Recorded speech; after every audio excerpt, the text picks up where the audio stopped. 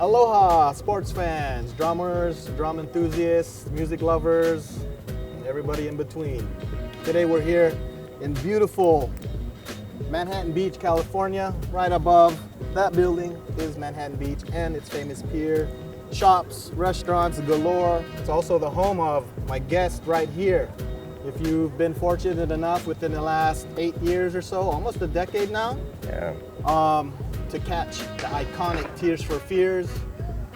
This is the man that was behind the kit, laying down those classic grooves that we all learned and loved in the 80s, 90s, till today. And actually we'll talk about that. They're going back out on the road within a few months. So give some aloha and some love to my friend, Jamie Wollam, right here. Thank you. Thank you, man. Thanks again for doing this, So good to see you, of course. man. It's been a while. So we go back to the 80s, 88, 89, when we were both studying at Percussion Institute down the way in Hollywood. Yep. But first, let's go even further for you.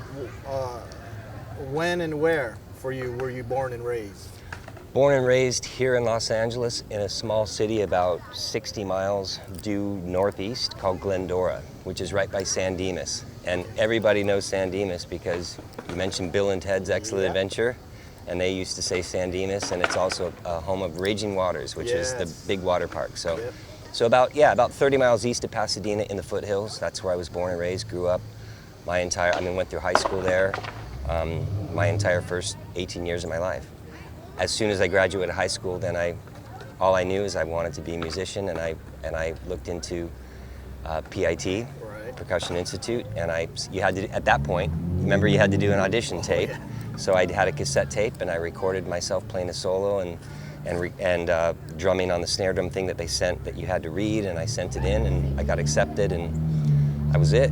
And that's when we met. Yeah. Yeah. So I'm here. I'm born and raised in LA, which is kind of weird for the kid. for the music business, like to actually. Yeah, it's rare to not have been imported from somewhere. Born and raised here. So growing up, when was it that you started your music interest as opposed to your sports and little league interest? How old were you when you started playing sports? So this brings up a very, very unique topic, right? I started playing Little League. I started playing baseball as my sport. And this is it, man. Oh, this is beautiful. Well, this is it. Are we gonna go to war now? Dodgers, man, Los Angeles, that's where I'm from. Right, so the whole thing is get your knee down. Yeah, old school. That's how I learned. Yeah. I was watching baseball from the time, I can't even remember. I started playing t-ball when I was 5.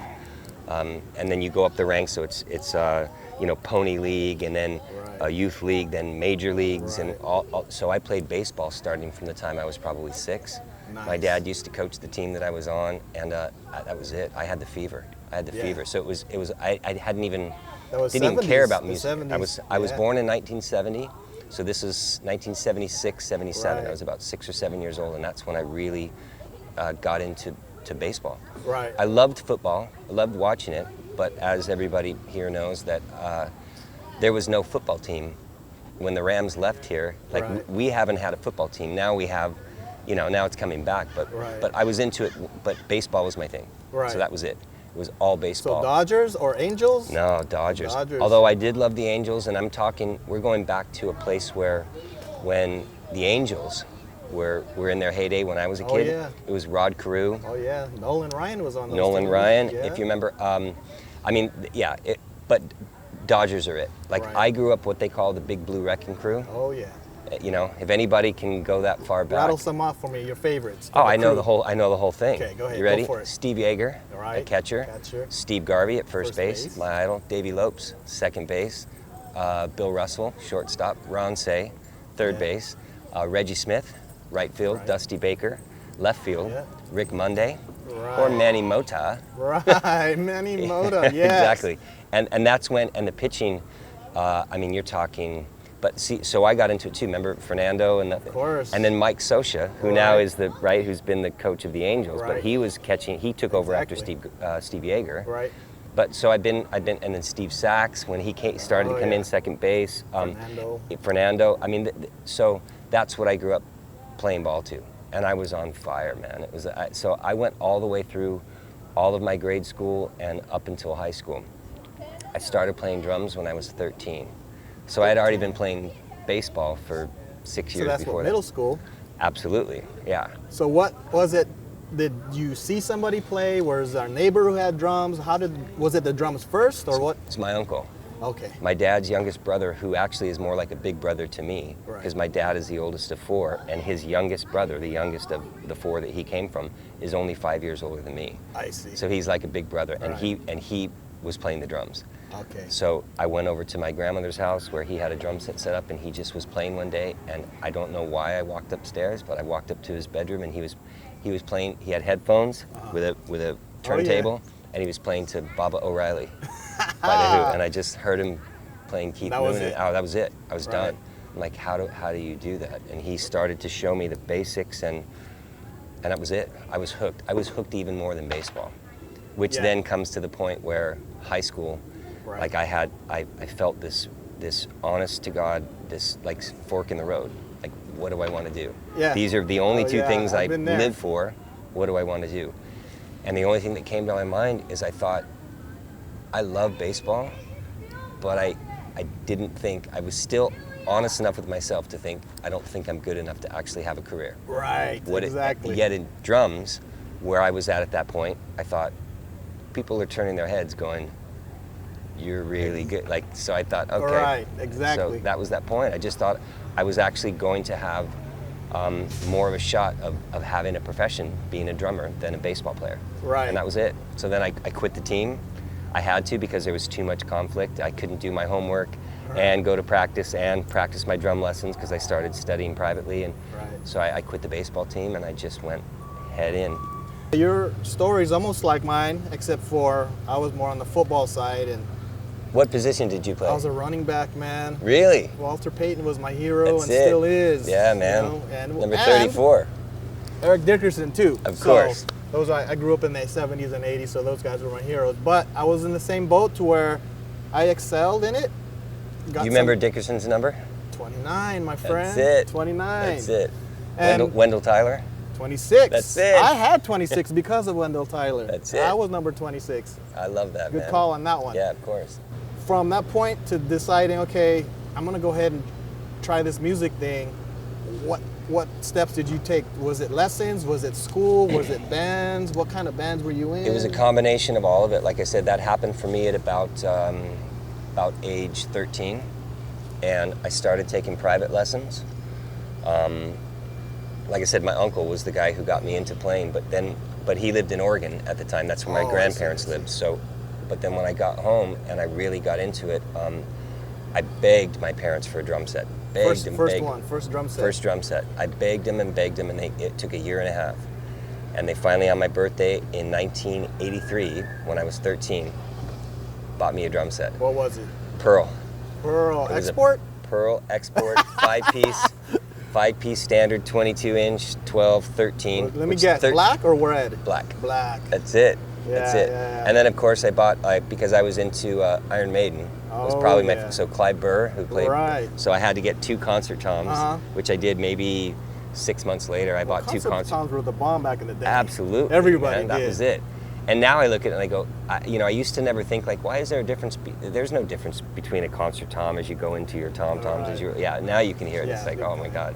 But yeah, that was it. So, and then I started studying privately, and I just couldn't get enough. Like Right. I as soon as I got home from school, the first thing I wanted to do was play drums.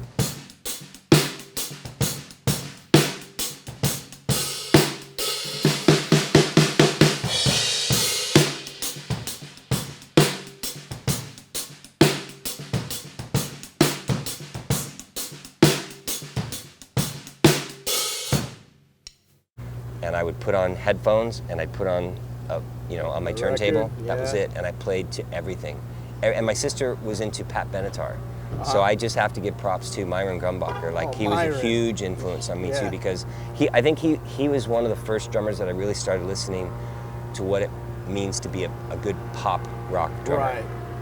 I'm listening to all this stuff, like I said, Iron Maiden, Vinny Appice with Dio Oh, yeah. and Black Sabbath, all that stuff, and it's heavy, busy drums. Right. Whereas you listen to Myron Grumbacher and it's like 2 and 4, like Right. just He had the coolest drum set I've ever seen. I mean, at that time. the camouflage. Oh, That was it. dude. That was it. I think that grabbed everybody. Absolutely. I remember Him with his that. red hair back there, just and he making was those a faces. monster back there. He was a wild man. So those were the guys that, like I said, so that was what got me into it. I started studying privately and just playing to record after record, and then had the opportunity to heard about PIT, and that was it. I thought that's the next step for me. So you go to PIT. What's your experience within? It's only a year program for those of you who don't know. It's a year program. What was your experience within that 12 months? It was, at first it was overwhelming.